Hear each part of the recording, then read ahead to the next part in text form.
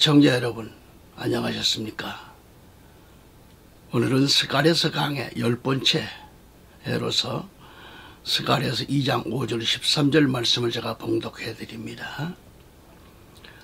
이는 주가 말하노니 내가 예루살렘에게 사면에서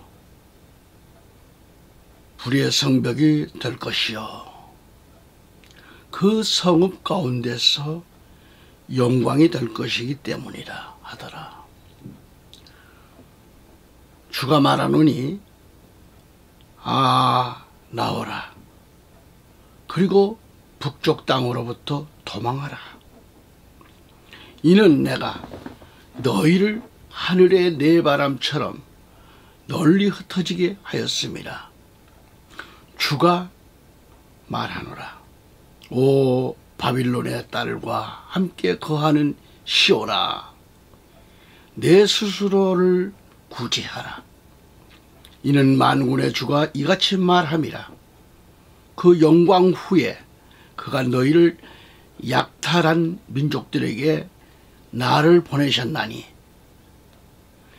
이는 너희를 손대는 자가 그의 눈동자를 손대는 것이기 때문이라. 보라, 내가 내 손을 그들 위에 흔들리니 그들이 그들의 종들에게 약탈거리가 되리라. 그리하면 너희는 만군의 주께서 나를 보내신 것을 알리라.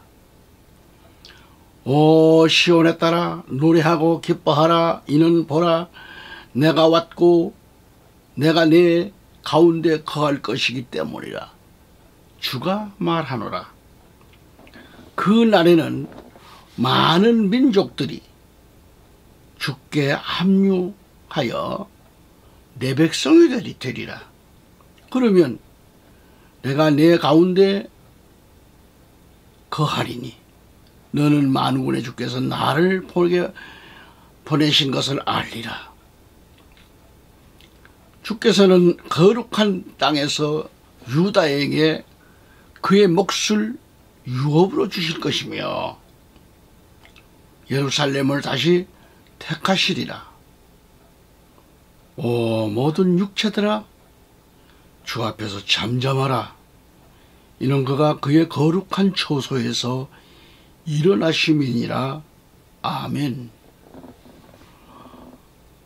할렐루야.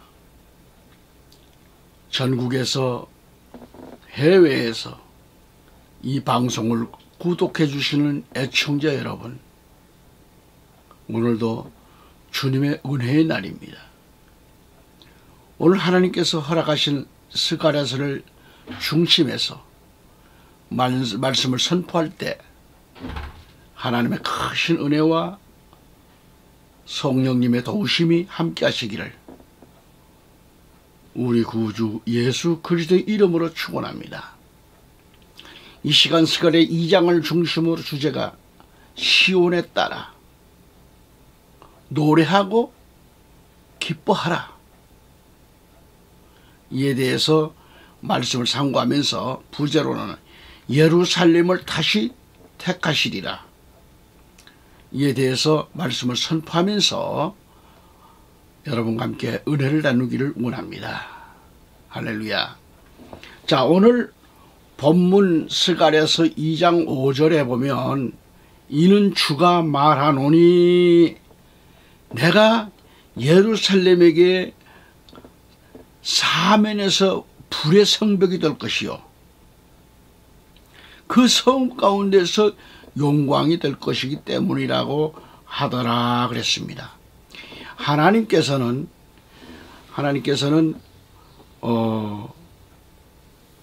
내가 예루살렘에게 사면에서 불의 성곽이 될 것을 말씀하십니다.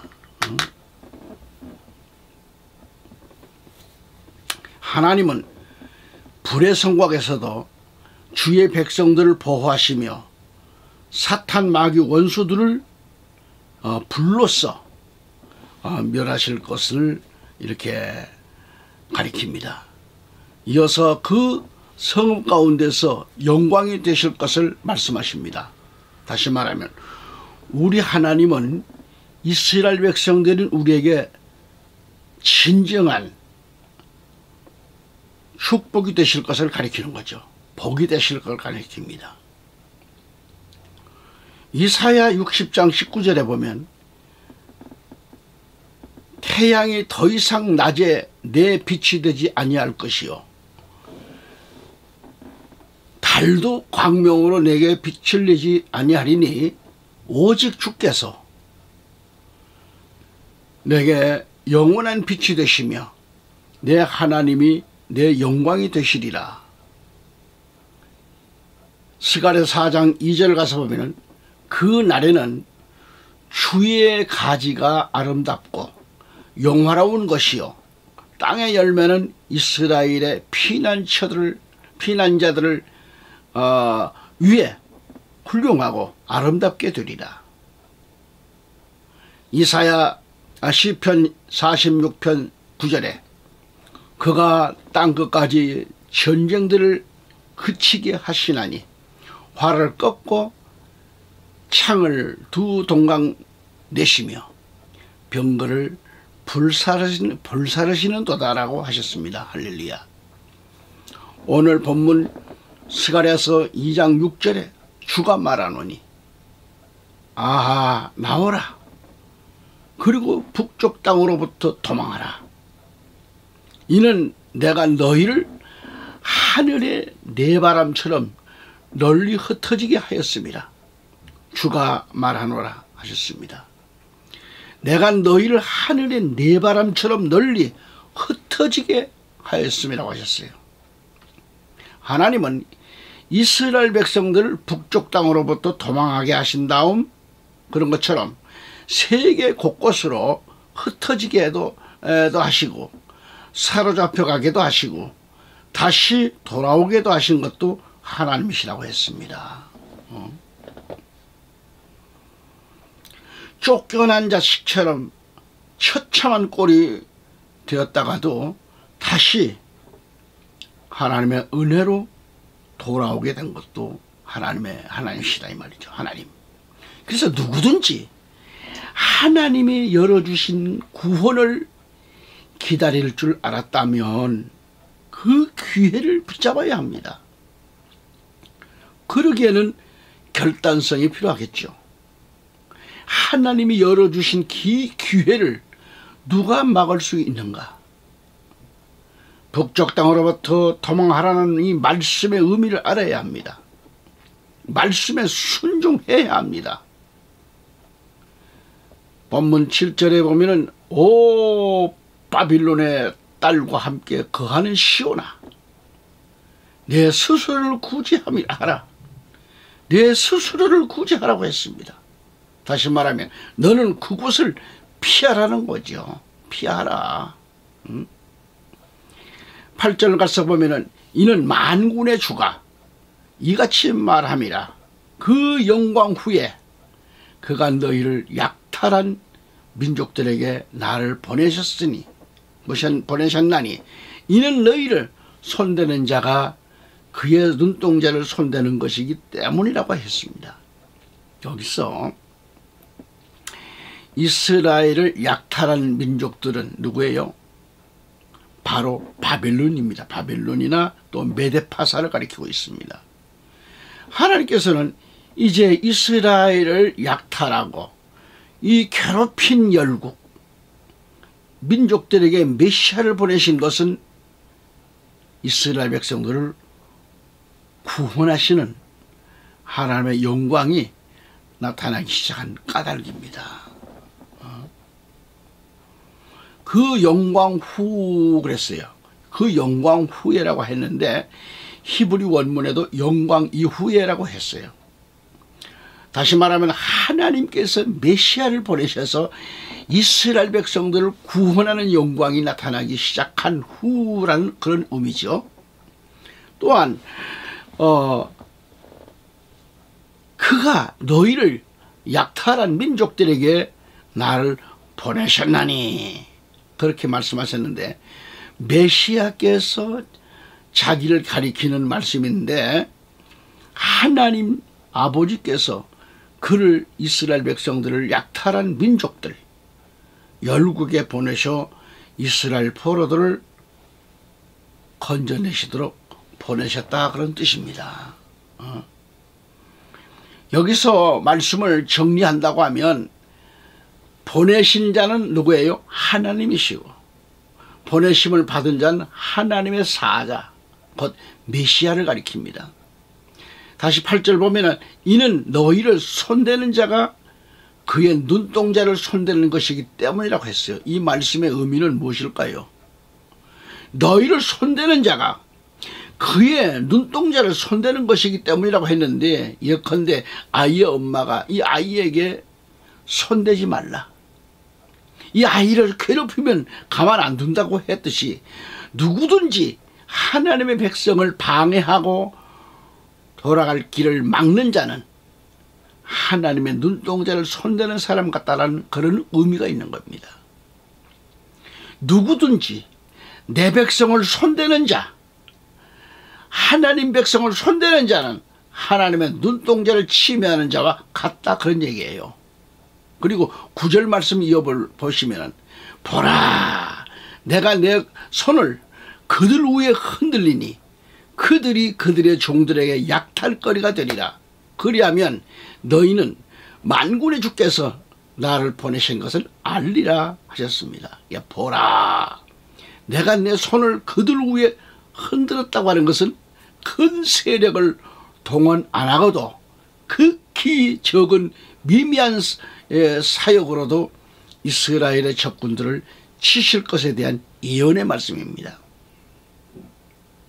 그래서 이 말씀은 예수 그리스도의 재림으로 말미암아 모든 나라들이 결국 깨어지고 그리스도께 이렇게 복속하게 될 것을 예언하고 있는 말씀입니다. 그래서 너희는 만군의 주께서 나를 보내신 것을 알리라고 하셨어요. 다시 10절 말씀을 넘어가면은, 자, 오 시온에 따라 그래요. 오 시온에 따라 노래하고 기뻐하라. 이는 보라, 내가 왔고 내가 네 가운데 거할 것이기 때문이라. 주가 말하노라 그랬습니다. 아멘. 여기서 시온에 따라 누구이죠? 이스라엘 백성들을 가리킵니다. 이스라엘은 연약한 민족이기 때문에 이 여성으로 비유된 거예요. 여성으로. 시온에 따라. 그러셨는데 유약한 백성이 오히려 구원의 축복을 받는다는 거죠. 땅의 세력들, 악한 사탄의 세력들은, 또는 강대국 민족들은 대부분이 복음을 반대합니다.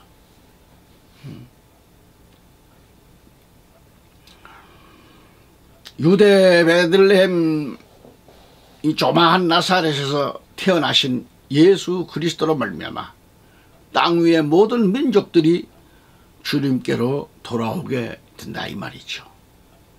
선지자는 이 점을 내다보고 유대 민족 오 시온아 그래, 시온에 따라 유대 민족들을 보고 노래하고 기뻐하라고 합니다. 보라, 내가 왔고 내가 네 가운데 거할 것이기 때문이라고 해요. 주가 말하노라, 하나님의 말씀이라는 거죠. 이것은 하나님의 아들 예수 그리스도께서 육신이 되사 팔레스타인에 오셨던 것으로 시작해서 그의 재림으로 완성될 것을 가리키고 있습니다. 할렐루야. 스가랴서 2장 11절 말씀을 넘어갑니다. 그 날에는 많은 민족들이 주께 합류하여 내 백성이 되리라. 그러면 내가 네 가운데 거하리니 너는 만군의 주께서 너를 내게 보내신 것을 알리라 라고 말씀합니다. 아멘. 그 날에는 많은 민족들이 주께 합류하여 내 백성이 되리라고 하셨습니다. 레위기 26장 2절에 가서 보면 내가 너희 가운데서 행하여 너희 하나님이 되고 너희는 내 백성이 되리라고 말씀하고 있어요. 요한계시록 6장 11절에 가서 보면 그러자 그들 각자에게 긴 흰옷을 주시면서 긴 예복을 주세요. 흰옷을. 그들의 동료 종과 형제도 그들처럼 죽임을 당하여 그 수가 가득 채워질 때까지 잠시만 더 쉬라고 말씀하시더라.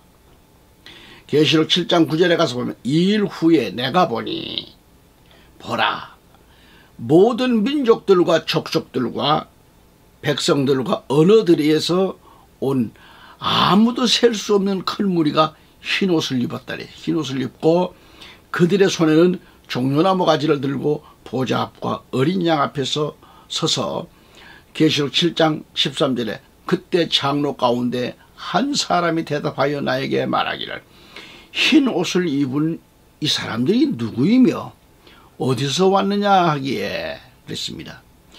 자, 하나님은 이들에게 그 날에는 많은 민족들이 주께 합류하여 내 백성이 되리라고 하셨죠. 이 일은 천상에서 이루어지는 장면입니다. 하나님 왕국에서 이루어진다 이 말이죠. 그런 장면이죠.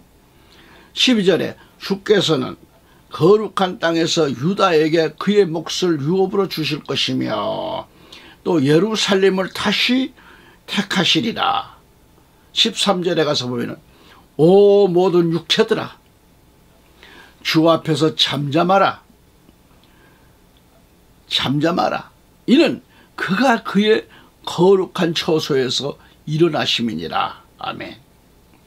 여기서 오 민족들아 그랬어요. 오 모든 육체들아. 이 말은 모든 사람들을 가리키는 건데요. 이들은 하나님 백성들을 대적하는 자들인데 그들이 하나님 앞에서 잠잠하게 되었다라고 했습니다.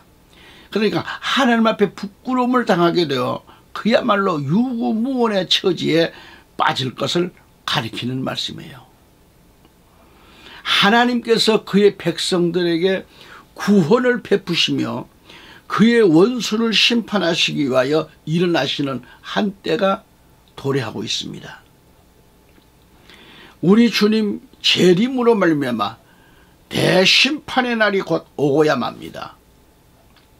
그리고 거룩한 처소는 하나님 보좌를 가리키며 전능하신 주 하나님을 배울 날이 다가오고 있습니다. 하나님 보좌, 왕자죠, 왕자. 그래서 우리 모두는 끝까지 믿음을 지키는 사람이 그런 사람들이 되어야 하겠다 그런 얘기입니다. 계시록 14장 12절에 가서 보면은 여기에 성도들의 인내가 있으며 여기에 하나님의 계명들과 예수의 믿음을 지키는 자들이 있느니라 하더라 그랬습니다. 인내를 가지세요. 하나님의 계명들과 예수의 믿음을 지키는 자들이 되시기를 우리 주 예수 그리스도 이름으로 축원합니다. 아멘. 끝으로 그 날이 가까움을 볼수록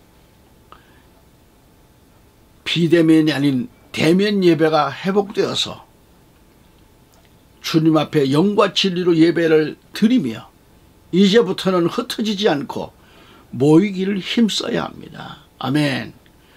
아직도 지금 벌써 끝난 지가 오래됐는데도 벌써 지금 모이기를 힘쓰지를 못해요.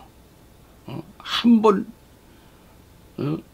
비대면으로 예배를 하는 것이 맛이 들려가지고 비대면으로 앉아서 집에서 예배를 드린다고 하는 거지만 그건 예배가 아니지요.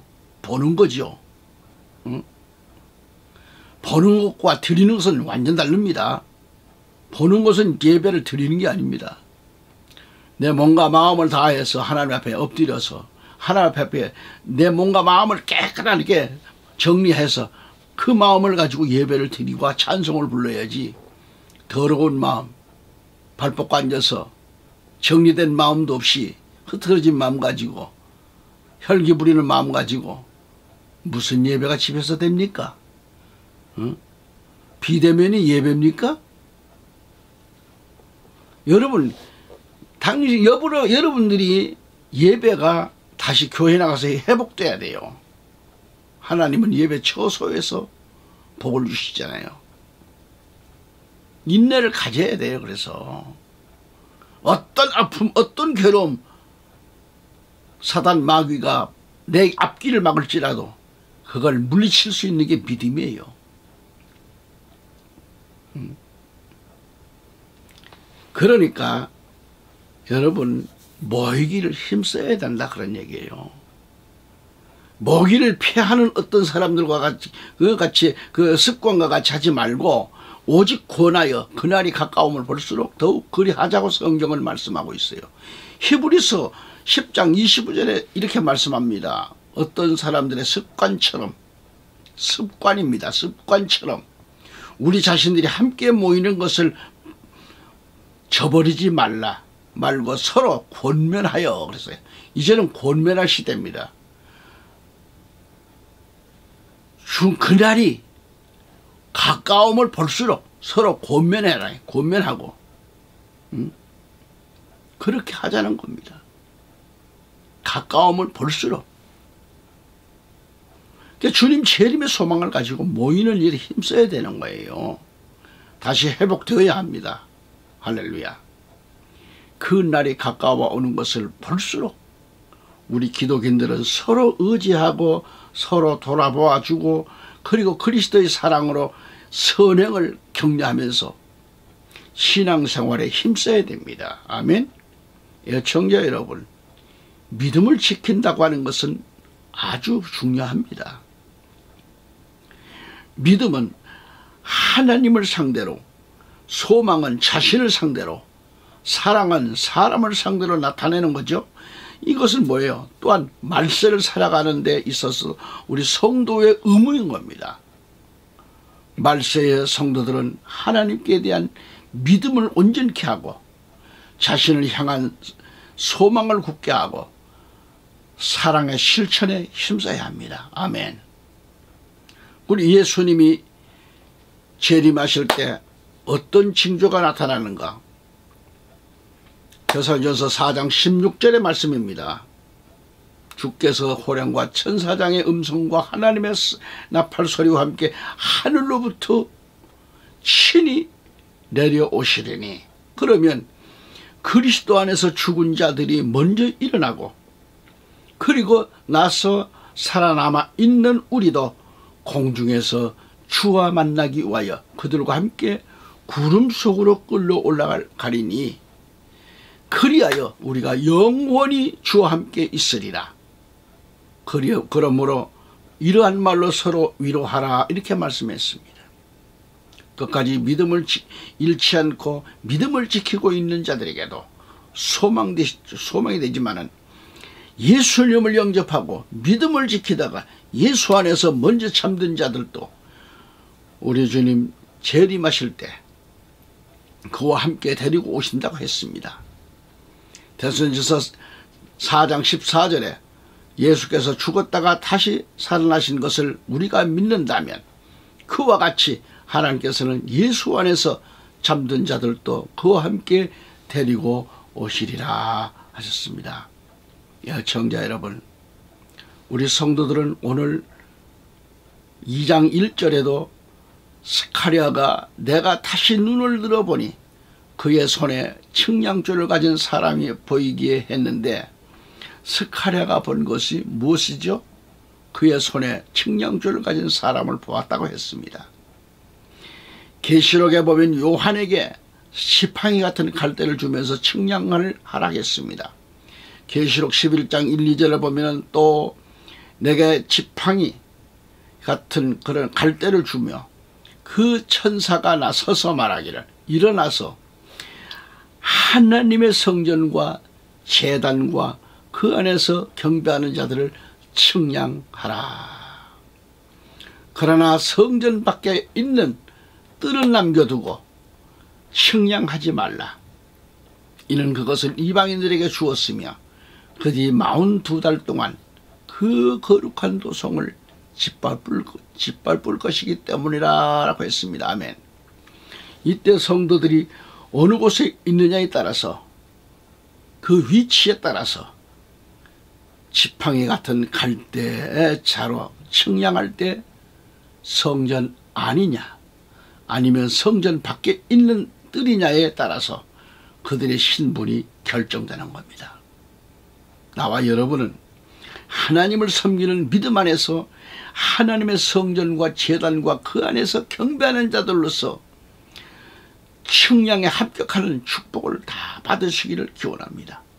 하지만 가장 불행한 자들은 그 위치가 성전 밖에 있는 뜰에 있는 자들입니다. 평생 신앙생활을 한다 하면서 성전 밖 뜰만 밟고 왔다 갔다 하는 신앙으로서는 측량을 받지 못합니다. 계시록 11장 2절에 그러나 성전 밖에 있는 뜰은 남겨두고 측량하지 말라. 이는 그것을 이방인들에게 주었으며 그들이 42달 동안 그 거룩한 도성을 짓밟을 것이기 때문이라고 했습니다. 측량줄에 대한 설교는 다음에 계시록 11장을 통해 설교를 해드릴 것을 약속드립니다. 주 안에서 승리하시며 다음 시간까지 다시 만나 주실 것을 바라고 예수 그리스도의 그 사랑과 은혜가 여러분 가정과 일터위에 함께 하시며 건강한 삶을 이루다가 다음 시간도 다시 만날 수 있기를 기원합니다. 감사합니다.